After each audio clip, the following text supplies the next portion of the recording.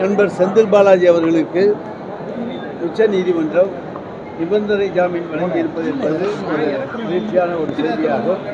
ஏனென்று சொன்னால் கடந்த 15 மாதங்களாக அவர் சட்ட போராட்டம் நடத்தி வந்திருக்கின்றார். அவரை போல பொறுமையோடு சட்ட போராட்டம் நடத்திய ஒருவரை பார்க்க முடியாது. அந்த அளவுக்கு சிறையில் இருந்து கொண்டு அமைச்சர் பதவி கூட எனக்கு வேண்டாம் என்று சொல்லி இன்றைக்கு மிகப்பெரிய போராட்டத்துக்கு பிறகு இன்றைக்கு அவர் நிபந்தனை ஜாமீன் பெற்றிருப்பது என்பது வரவேற்கத்தக்க ஒன்று.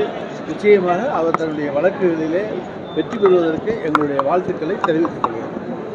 தொடர்ச்சியாக ஜாமீன் கொடுக்கக்கூடாதுன்னு சொல்லி இடி வலியுறுத்தினால இன்னைக்கு உச்சநீதிமன்றம் ஜாமீன், அதாவது இடி அவங்க போட்டிருக்க வழக்குகளுடைய எண்ணிக்கை எக்கச்சக்கம். ஆனால் அது எத்தனை வழக்குகள் அவங்க வெற்றி பெற்றிருக்காங்க கிடையாது.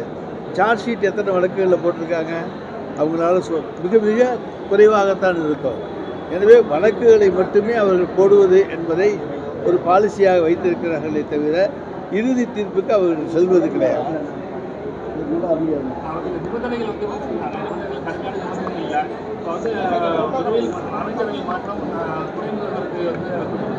இதெல்லாம் மாண்புமிகு தமிழ்நாடு முதலமைச்சருடைய முடிவை பொறுத்தது. அதை பற்றி கருத்து சொல்வதற்கு எங்கள் யாருக்கும் உரிமை கிடையாது.